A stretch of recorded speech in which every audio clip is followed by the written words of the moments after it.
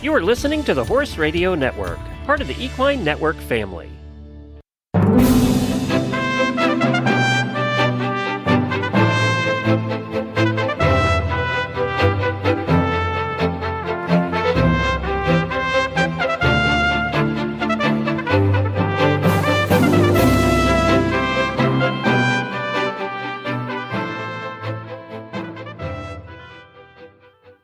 Hello there, Dressage Radio podcast listeners. This is Ashley Winch coming to you from Kansas City, Missouri.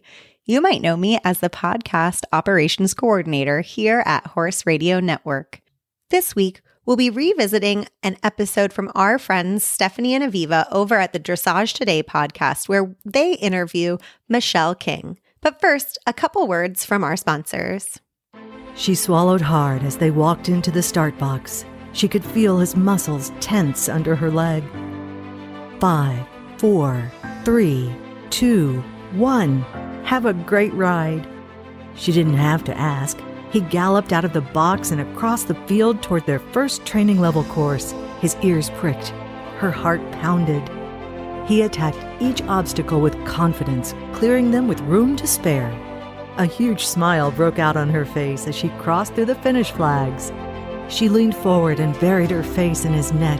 Their bond of love and trust blocked out all else. This love story is brought to you by Elevate. Research proven to have superior bioavailability. Elevate supplies the essential vitamin E often missing from the equine diet. Its all-natural formula supports healthy muscle and nerve functions. The horse that matters to you matters to Kentucky Performance Products. Call 859-873-2974 or visit kppusa.com to order today. Are you exhausted after a long day at the stable, searching for a way to relax, unwind, and escape into a world of horses? Look no further. Introducing Sleep Stories for Equestrians, the podcast that brings you calm and soothing storytelling in a warm, melodic voice. Immerse yourself in the captivating world of horses. Find Sleep Stories for Equestrians wherever you find your favorite podcasts.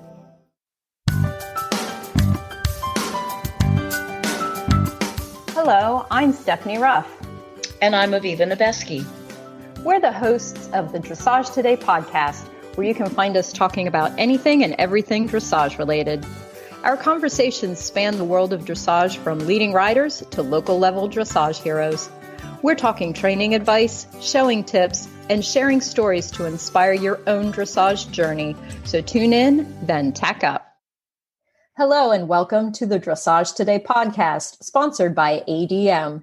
In today's episode, we will learn all about being a technical delegate from small RTD Michelle King. Full disclosure, Aviva and I both know Michelle, who goes by Shelli, from our respective times with VADA Nova, which is actually the Northern Virginia chapter of the Virginia Dressage Association. We are really happy she agreed to talk with us, and we think it'll be great to see a side of horse shows that you may not actually know much about.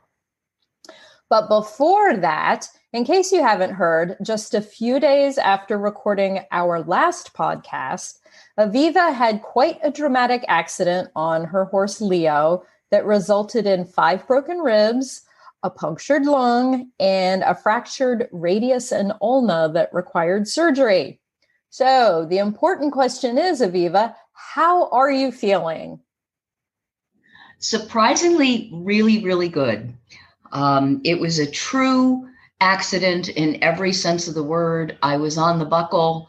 I'm not sure, but I think Leo was stung. In the 6 years that I've owned him, he's never bolted and he's never spooked like this. So I think something happened.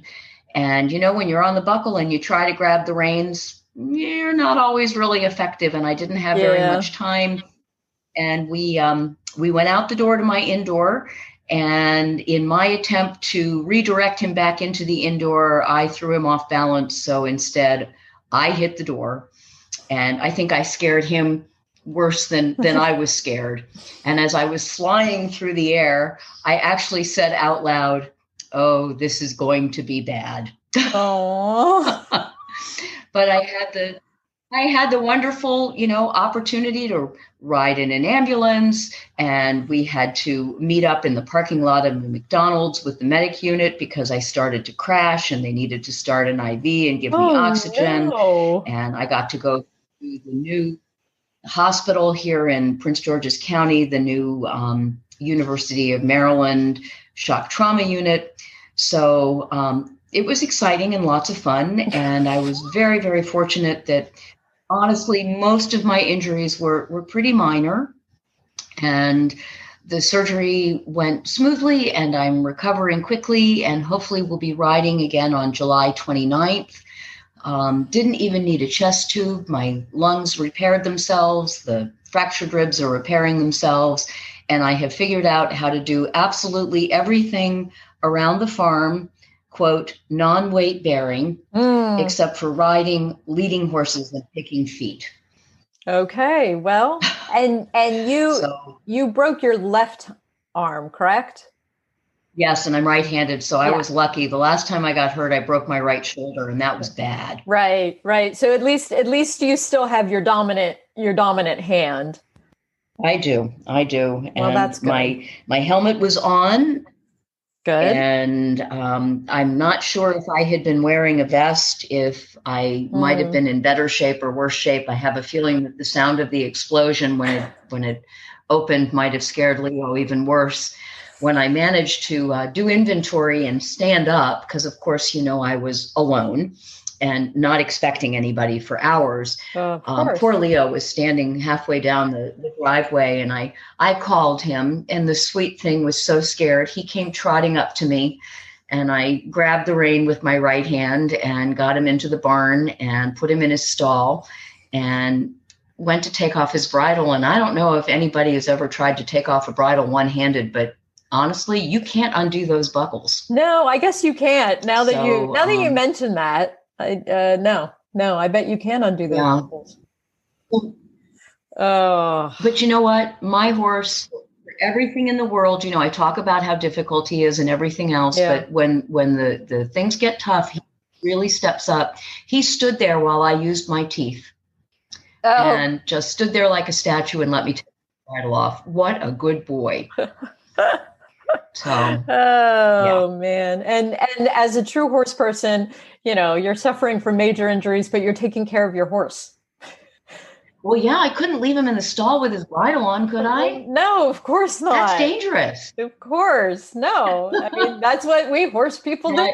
I will admit, that's right. I will admit I did leave his saddle on, but I called my husband and said he needed to come down, and he took the saddle off and then called 911. So and then called 911. We took care of Leo. You've got your priorities great. Absolutely. And again, I was very, very fortunate in the general scheme of things. I didn't lose consciousness. Right. My helmet protected my head. Didn't break my back. I mean, horrible, horrible things could have happened if I'd had the door open just a little bit more instead of hitting the door, which had a little bit of give to it. I would have hit the 4x4, post that pulled up my indoor that sunk into concrete. And I don't think I would be recording right now if that had happened. Right. So,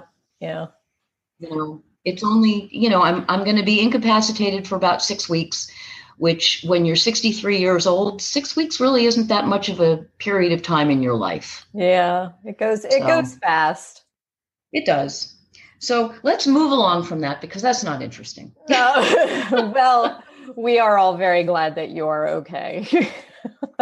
I think I can speak for everyone. And I do want to let all of the listeners know. That this was not Leo's fault and that I'm not holding a grudge and that, yes, I'm planning on getting back on him and I'm not even afraid because I know what an anomaly this is. Right. So good. I just put that out there. Right. Okay. Good to know. Very good to know. Yeah. But yes, I actually then, I have nothing nearly as dramatic to talk about. Fortunately, I'm okay with that. Yes. But circling back to our conversation in the last podcast that kind of was about saddle pads and then started to drift a little bit into sun shirts. I have a follow-up story for that. And Oh, cool. Yeah, well, it's not an addiction, but it is definitely a thing I had to go and do because I bought 2 new pairs of seats or full seat tights that were on clearance because I'm on a budget. And they were on clearance because they were discontinued colors. And I'm not so sure that they were particularly popular colors to begin with. Oh my. Well, Tell I me, don't hot know. take. Either that they're not colors I would have normally picked. One is kind of a plum and one is a pretty bright royal blue, which is a little brighter than I would like on the bottom half of my body, but whatever. So, but I liked the price and I liked everything else about them. So I bought them. But because these are, yes, I really needed them. Anyway, but since these were colors that I had nothing like, of course, I didn't have any shirts to go with them. And while I am not strictly a matchy person, I don't want to be all clashy. So I was like, oh, I've got to go find something I can wear with these breeches.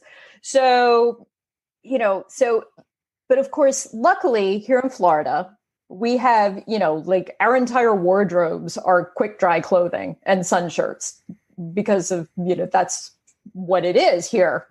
So I can just go to the local store and shop the fishing section and there are a gazillion different kinds of shirts. So I went to, so I went to, a store here, shopped their clearance racks and found some really great deals in colors that match my now plum and royal blue full seat tights. So, good for you. So I had, and now you need to get Stephanie, you need to get matching saddle pads and wraps. Right. Yeah. Okay. We'll work on that. We'll work. I don't know. I should send you what I can do. I can send you pictures of my tights and you can see if you have saddle pads in your collection that are that color. Okay, that'll work. Well, tied in with that, how we had the whole discussion about I bought the yellow saddle pad. Yes. So after I got hurt, a group of women that I teach monthly in clinics in Virginia, they got together and they sent me a get well gift. And it's a sun shirt in yellow with galloping horses on it. And it's a get well present and it matches my saddle pad. Well, there you go. There you go. So now we have new sun shirts to wear. We have new outfits and you'll have to when you get back on and start riding again, you'll have to get a picture of you riding with your saddle pad and your matching sun shirt, but no galloping horses for a while. You have to, No galloping horses. Well, I will also tell you back to the whole addiction of saddle pads and all the rest of it. So when I was in shock trauma, the broken ribs were really very painful. Of course. And I was wearing one of my favorite sun shirts. Oh, no. It's actually a golf shirt and a pair of really old but very loved breeches. And I looked at them and they looked at me and I said, cut them off. Oh, that's how much pain I was in. Yeah. I said, cut them off. And I tried to replace the sun shirt and they don't make it anymore. So you know what I did? I bought 3 other ones instead to make up for it. Well, there you go. A little retail therapy to make you feel better. Exactly. So we are expanding our sun shirt collections. And now I'm no more saddle pads and no more sun shirts. And if I do, I'm not telling. Oh, okay. Well, you're going to go back. You're going to go back and hide from that and not let anybody know, huh? No. And anybody who sees me with anything and says, "Oh, is that new?" I'm going to say, "No, I've had this for a while." I just dug it out of the closet. It was in the bottom of the closet.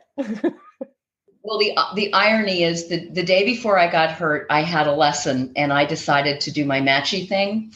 And I have a beautiful sage green. I think it's an equestrian Stockholm, but I can't really remember which one it is. But it's a beautiful saddle pad with matching boots for the horse.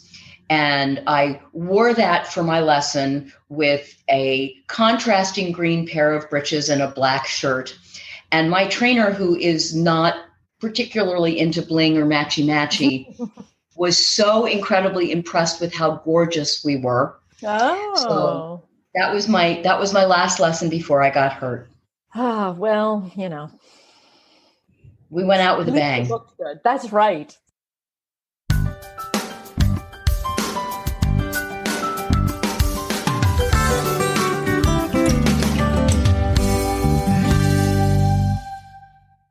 In this week's Ask the L question, I am very excited to hear your answer to this one, because this is one area where I know everyone can improve upon. And the question comes from Kate, and it is, where do you see people throw away points the most? And then as a follow-up question, what should they do to try and prevent that unnecessary loss of points? Well, you know what? I have continued to judge even while I got hurt, and I keep saying this to my scribes. The thing that I see people throw points away the most is lack of accuracy. People who just don't know their tests, and so they approximate or guess. So if you are writing a training level test, like let's take training level test 3, and you canter and you make your 20-meter circle, and then the transition back to the trot is at A. It's not at K. It's not 20 feet before A. It's not 6 feet after A. It's at A.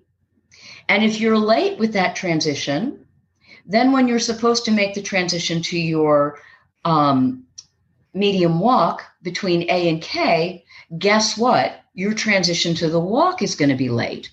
So I am consistently saying in my comments things like balanced transition but late, or even, I sometimes, the thing that's so hard about riding in a show setting is that you have to not only ride your test, but you have to ride your horse.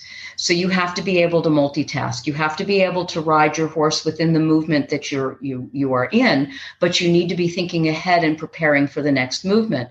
So I see so many people who ride a movement and then suddenly go, oh crap, I need to something. And then they pull on the reins and they do this really abrupt, hollow, horrible downward transition. So the horse is completely out of balance.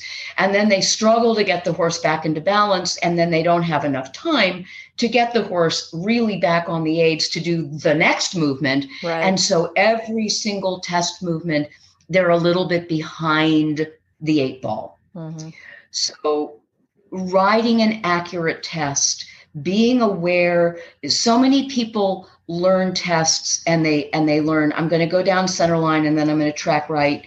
And then I'm going to make a 20-meter circle at B. And then I'm going to go around the short side and across the diagonal and canter. But they're not really learning the test.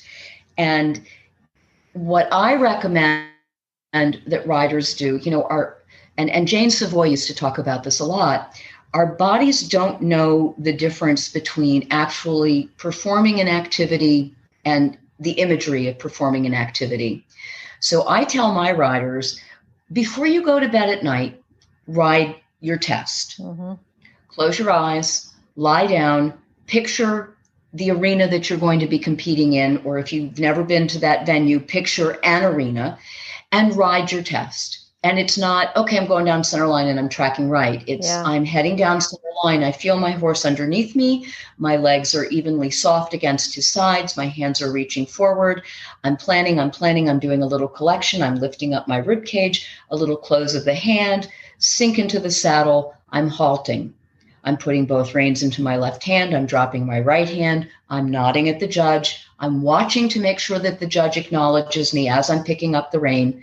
And then I slide my leg back just a little bit, push my hips forward, and ask my horse to move off straight. So for me, imagining riding the test generally takes at least twice as long as the test actually takes. Yeah. But by the end of that, I've ridden the test once. And if you do that every night, 3 weeks before you go to a show, you've now ridden your test 21 times. And you've hardwired in a lot of stuff for your body so that when your nerves kick in, your body still remembers things and you are a lot more prepared for things. Yeah. Especially at the lower levels, accuracy is the single biggest thing that I see people throw points away on. The second biggest thing that I see is a lack of forward energy.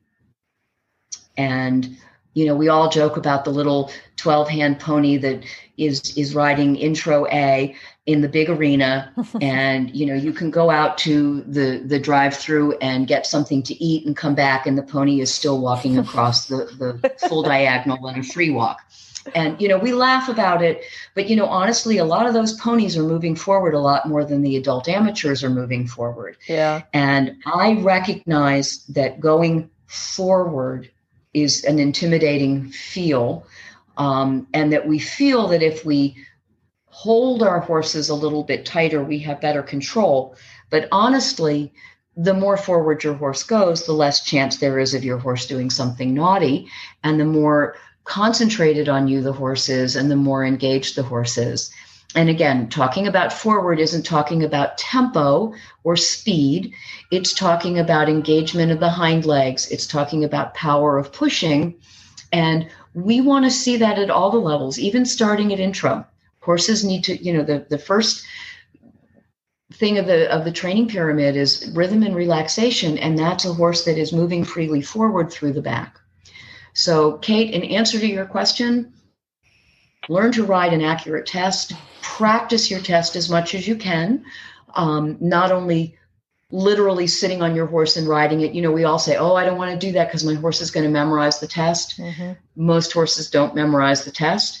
And sometimes the horses that memorize the test really bail you out because you're not doing what you need to be doing. So be grateful. So, ride the test in your head, ride the test on your horse, and think about trusting your horse to go forward with the energy that you need so that every movement flows. Yeah. Yeah. Visualization is a powerful tool.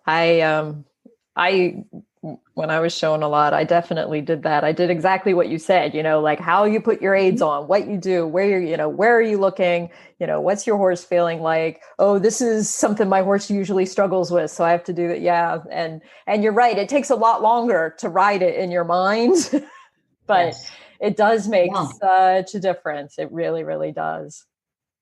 And then, there's a lot of debate. Some people say, practice riding perfectly because perfect practice makes perfect performance. Right. And other people say, if you are fearful about certain things, fix them.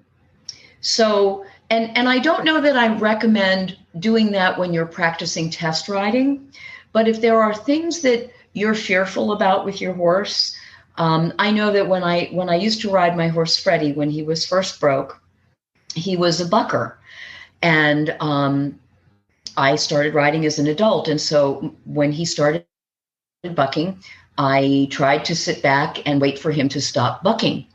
And I was talking to a friend who was an event rider, and she said, well, what do you do when he bucks? And I said, well, I grab my bucking strap and I sit back and I wait for him to stop. And she looked at me and she said, well, why don't you yank his head up and kick him and make him stop bucking? And I looked at her, and in all honesty, I said, you can do that?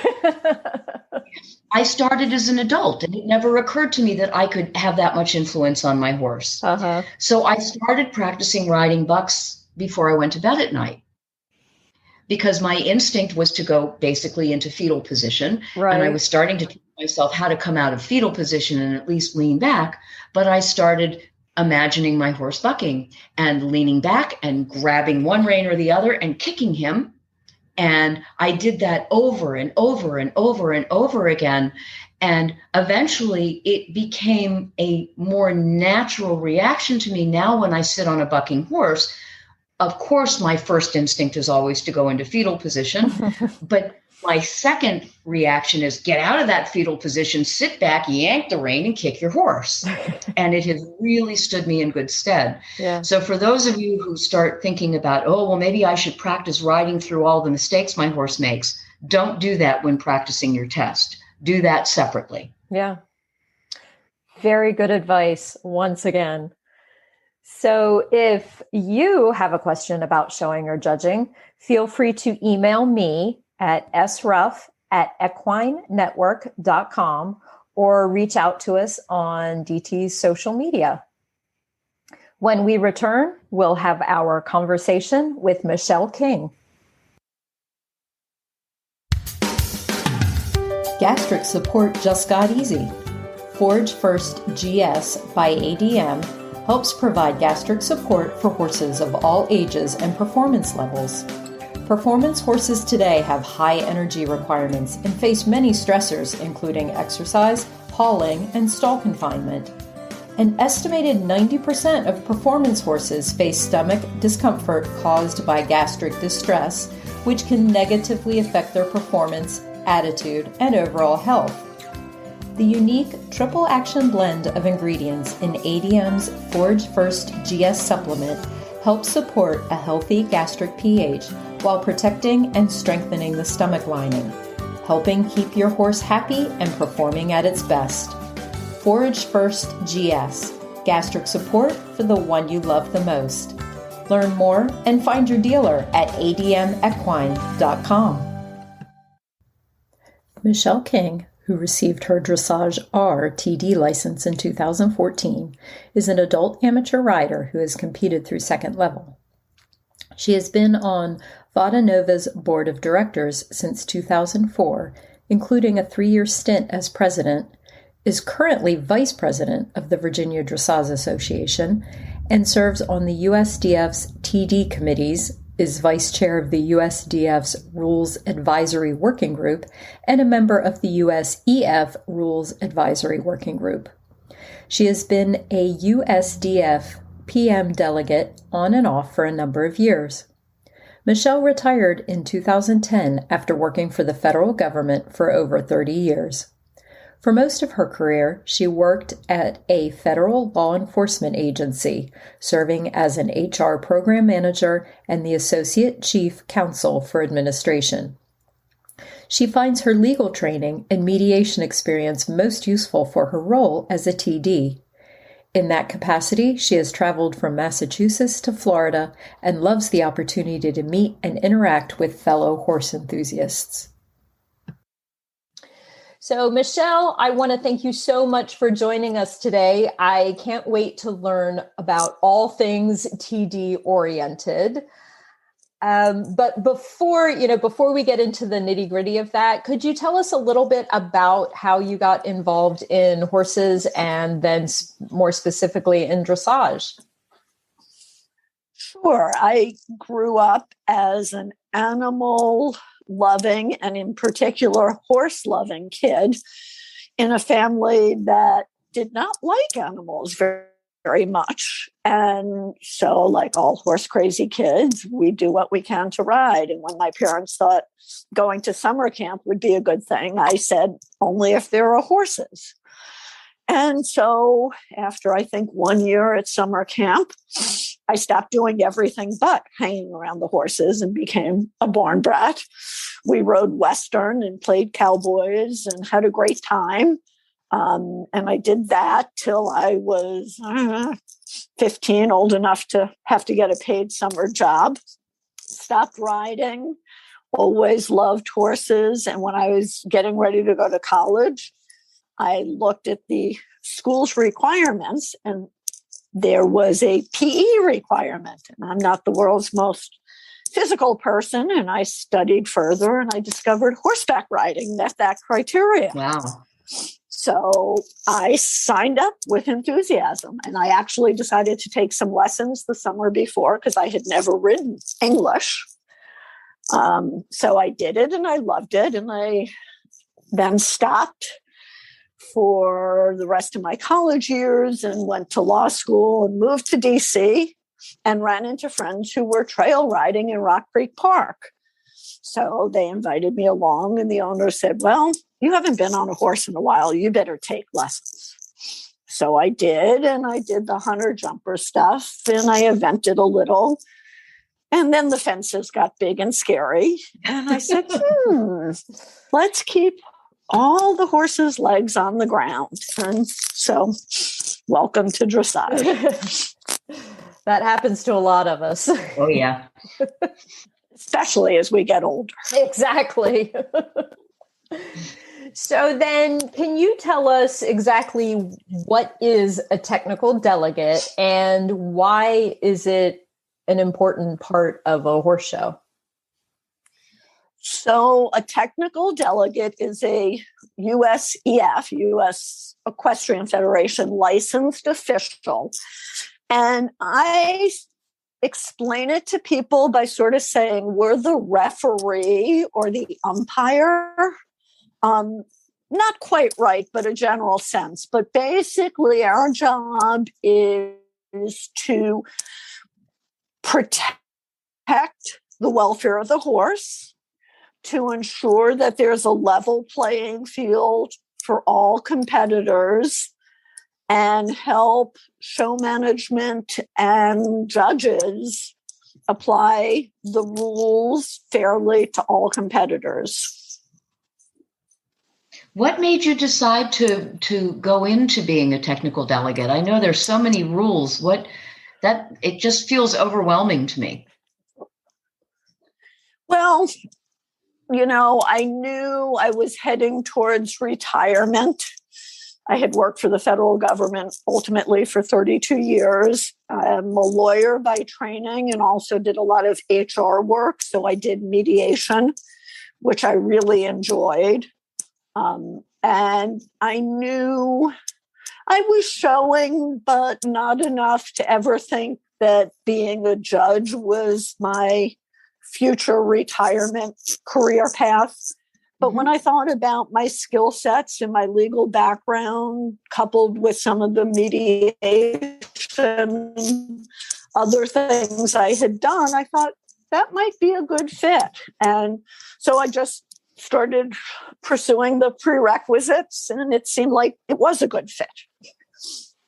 So what does a TD do before, during, and after a show? I mean, I know that there's more than just being on the showgrounds. What else is involved? Well, we review prize lists ahead of time to help show manage. We're a resource for show management, for judges, and for competitors. And actually, pretty less so with judges, but competitors and show management, we're there before the show as well as during the show. So, I mean, sometimes show management gets questions about equipment, and they'll have the competitor contact the TD. We review the prize list to make sure that the schedule is within the rules and that there's the assigned judges are at the level to judge the classes they've been assigned, and, all the way up to classes that are qualifiers for national championships and the festival. Do you have the right judges? Are they running the right tests? So all that's the pre-show work. A lot of calls from management on, can we do this? And what about that? At the show, we train the ring stewards, and we're there as a resource to them when they do their equipment checks. We, if not measure the rings, we eyeball all the rings to make sure they're the size they need to be and not cattywampus. And sometimes the letters are, lo and behold, reversed. Oops. Yeah, happens a lot after a lunchtime drag break when you think everything was fine. And then it's like, oh, dear. We walk the competition grounds. As Eva knows, we are a resource for judges. So if they have any questions about something they see in their ring, they call us.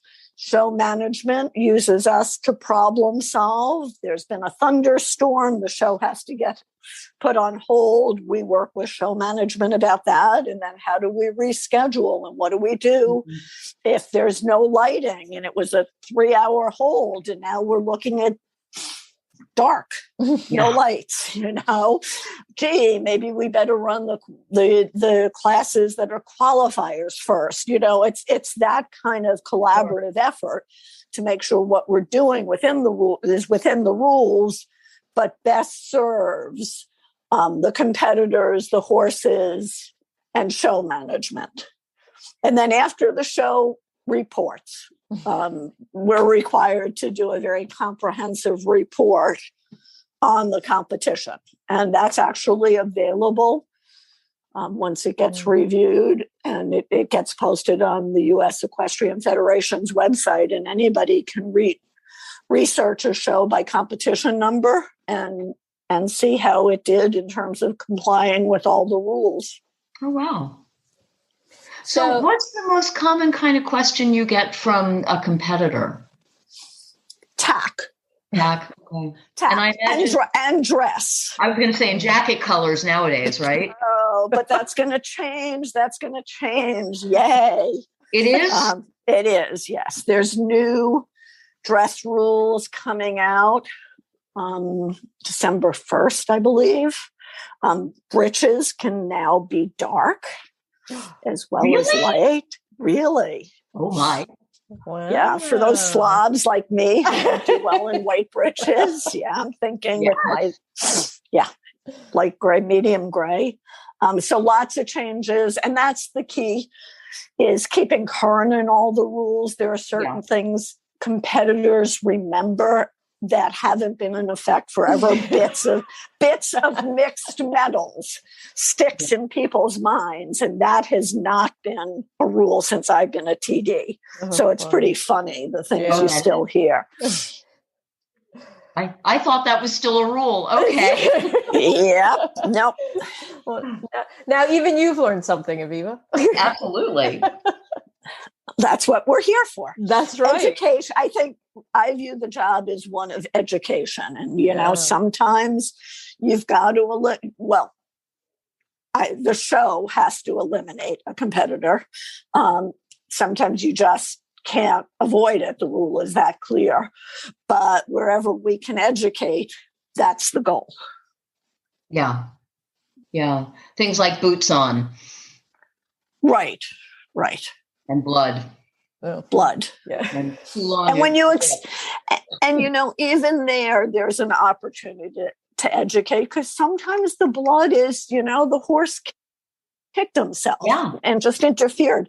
But when you explain to a competitor the public perception, right, and the fact that the horses can't speak for themselves, and where do you draw the line about, some gushing wound versus something so there are certain things that have to be black and white. And I always find that if you can explain to people the why and the rationale and use it to educate, they're much more, they're not happy if they're eliminated, but at least they're understanding.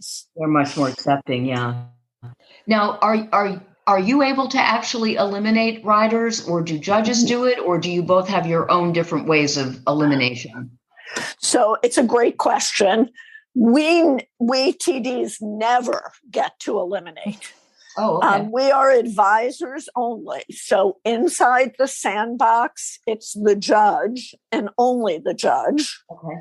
And outside the sandbox, it is competition management. So if a judge misses something during a test, but a ring steward during a normal equipment check sees blood, sees an upside down spur, a whip measures too long, then at that point, they would call me over and I would call competition management. Okay. Brief them on the rule, and all I can do is advise. If the rule is very clear that it should be an elimination, and if competition management doesn't want to do the sometimes not so pleasant task, then my responsibility would be to note that in my report. Okay. And so can you then Can you, as the TD, approach riders directly, and can riders approach you directly, or does it have to go through management or something?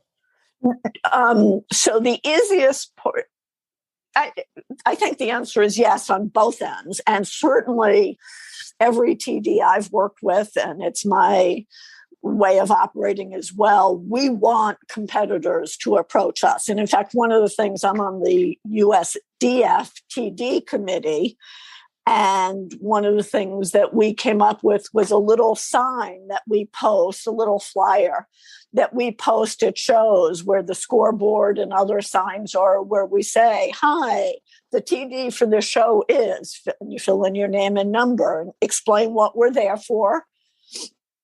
Protect the welfare of the horse, advise competitors in show management, enforce rules, and encourage people to call us with any questions. Yeah. We routinely walk through the barns.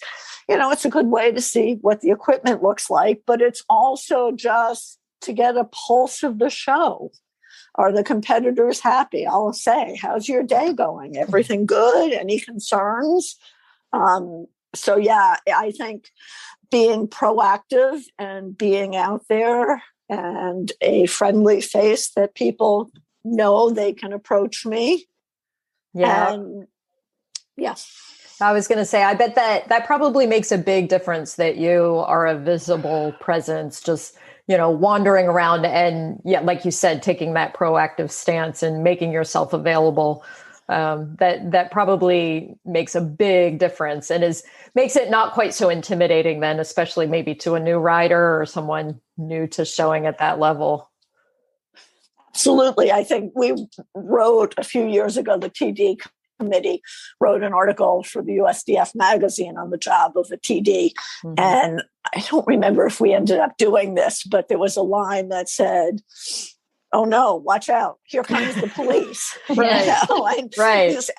You don't want people to start like, uh-oh, what did I do wrong? Right, exactly. Coming up to the ring. Yeah. So, I think making yourself accessible and friendly and interested, hopefully we take away some of that perception and put forward the view that we're there to help everybody. Yeah. Well, most of my experiences with TDs have been very pleasant. And, the kind of thing is that you said, wandering through the barn and saying good morning and how's your show going? And I've found most TDs to be very approachable with things like, I know that coats were waived. Am I really allowed to wear a black shirt with my white breeches? another old holdover. Yes. Shirts can be any color. Yes, that's one of the other ones. Absolutely. And the whole thing with what you can have on a saddle pad and what you can have on your shirt in terms of advertising and who can advertise, just getting that confirmation that my spur is an acceptable spur, not too long, not in the wrong direction, not something that's not allowed. I think that finding somebody that just can confirm that just takes the pressure off a little bit. And, it's, and for people like you who are just so friendly and open, it's just so easy to ask that question. So thank you. That's what we hope. But, it brings up a good point when you ask about approaching competitors. I always have to think twice about, when. So logos are a really tricky matter. And I'm like, somebody's in the middle of warm up. Is now the time to talk to them, right? But on the other hand, you could have a judge that might be concerned about a logo. So it's always assessing the situation and trying to make some judgment calls. Yeah. What's the strangest or most unusual question you've ever been asked? Oh, I don't know about strange unusual. I've had crazy situations. Okay, what kind of crazy situations have you had that you can share? So I had an owner that almost assaulted a judge who rang the horse out for being lame. And she came up to me with her finger in my face saying, "We have a problem and you have to fix it." And after a long, she was, "I'm a doctor. I know what lame is, and I'm going to sue you all." And on and on and on. At one point, because I followed the protocol and asked if she wanted to have a meeting with the judge, and I would be there. And we walked through the rules and how it's the judge's final and ultimate and non-reviewable decision on soundness in the ring. She's on and on, "That's stupid, and why isn't there a vet?" And it on. And at some point she finally says, "That horse isn't lame. He just was born with one leg shorter than the other." And at that point we kind of went, okay, that might be a problem. Yeah. Pursuing dressage. Hello. So when we closed our mouths, we thought at that point we just needed to end the conversation. that was one of my more interesting moments. I had a show manager who became incredibly belligerent with me. One of the things we do is measure ponies. We're certified to do that. And we have to be to keep our license. And she had a student's pony that had recently been imported and obviously was not inexpensive. And the pony wasn't a pony. And she was just belligerent that I ruined the value of that animal's price for the rest of its life. And it got so intense that I wrote that up in detail, and she got fined by USEF. Yeah. So I've had some, but then I help someone and problem solve. And so you've got the good and the bad. Of course. Like everything. Mm-hmm. And no two shows and no 2 days are alike. Yeah. So it keeps it interesting. Oh, I'm sure. What's the process of becoming a TD? How difficult is it? How much education and training is required? It's pretty extensive. There's a long list of prerequisites that basically are in place to make sure people have a solid background in the sport. So you have to be, and they change. I think they just got revised recently. So I'm not going to give any exact requirements here, but I can refer you to where you would find the most current. But you've got to be involved in show management, either as a manager or a secretary or an assistant. You have to have been a ring steward, I think, a couple times, and score and do numerous volunteer assignments. Mm-hmm. And that's the prerequisite to get accepted into the training programs. Once you're accepted in the training program, then it's primarily a matter of apprenticing. Okay. And that's just on-site training. And once you complete that, and assuming you do the right number of shows and the right level, and some have to be out of your state and some have to be out of your region. Okay. And then you get evaluated by everybody you apprenticed with and all the show managers of the shows. If all that is okay, you then get to take an exam, an extensive written exam. Yeah. Wow. And then you pass that, and then you get to be a TD.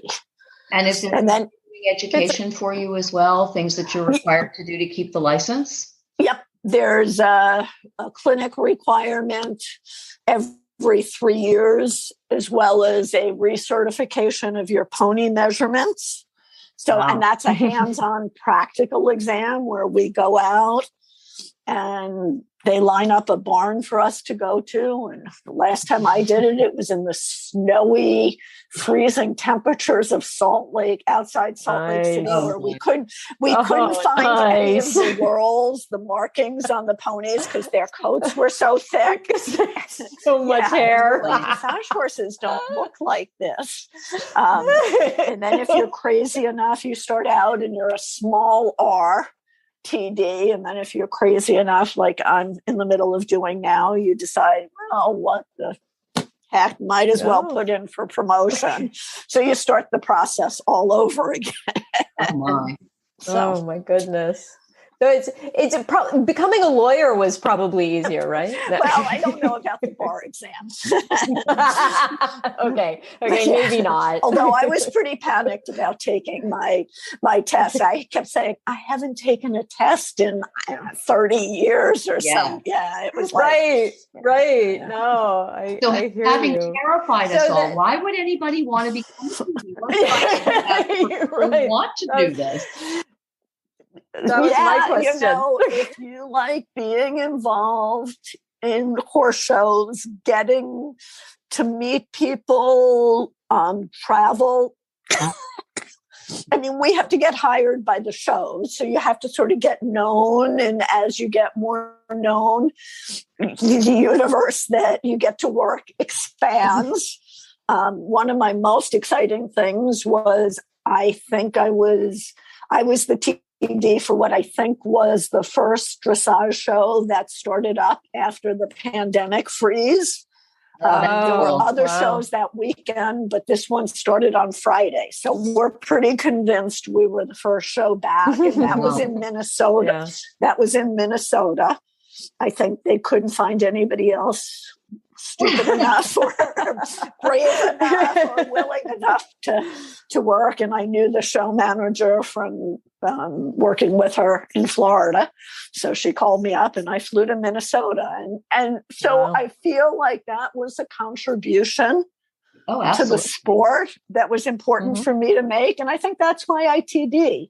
You know, I love dressage. I love horses. I think what we do is important. And I think there need to be people who make sure we do it right. Well, and obviously you are one of those people. I try. And we're grateful to have you in our region up here. Thank you, Shelli. Yeah, you're welcome. But and this has been very educational for me. I've learned something. Aviva, I think you've learned something. Oh, a lot. Yeah. Yeah. So, and hopefully our listeners have learned something. And Shelli, if people do want to find out more or, find out more about it or, how to kind of get started and stuff, what websites, where should they go look? So right now, the function of licensing always has and still does rest with USEF, the Equestrian Federation. But the education piece is now in the hands of USDF. So there's actually information on both websites. But to find the prerequisites, there's a document on the USEF site. I believe if you click where the rule book is, there's a tile for it, but I know if you Google, it's called the Policies and Procedures Manual. And that contains the path of becoming a licensed official for every discipline, from course designer to Western dressage judge to dressage judges and technical delegates. And that lists the prerequisites and the requirements once you're in the training program. So that's the best starting point. But there's a lot of great education for technical delegate resources on the USDF website. The Policies and Procedures Manual would be on EF, but DF has a lot of good education material on the role of a TD. Okay, great. Well, we certainly appreciate you coming on with us today and sharing your wealth of knowledge. And we really appreciate you taking your time. It was great to talk to you, Shelli. Yeah, it was fun. Great. Thank you so much. Okay. Have a great evening. Thanks again to Michelle King for talking with us today. And thanks also to ADM, our sponsor for this episode. Thanks for listening to the Dressage Today podcast. If you've missed any episodes or to subscribe, go to Apple Podcasts, SoundCloud, Stitcher, or wherever you get your podcasts. While you're there, please rate and review the show. Learn more and read in-depth training articles at dressagetoday.com, or you can visit our subscription video site, ondemand.dressagetoday.com. Be sure to give us a follow on Facebook, Instagram, Twitter, and Pinterest. Happy riding, and we'll see you at X. The Dressage Today podcast is a production of the Equine Podcast Network, an entity of Equine Network, LLC.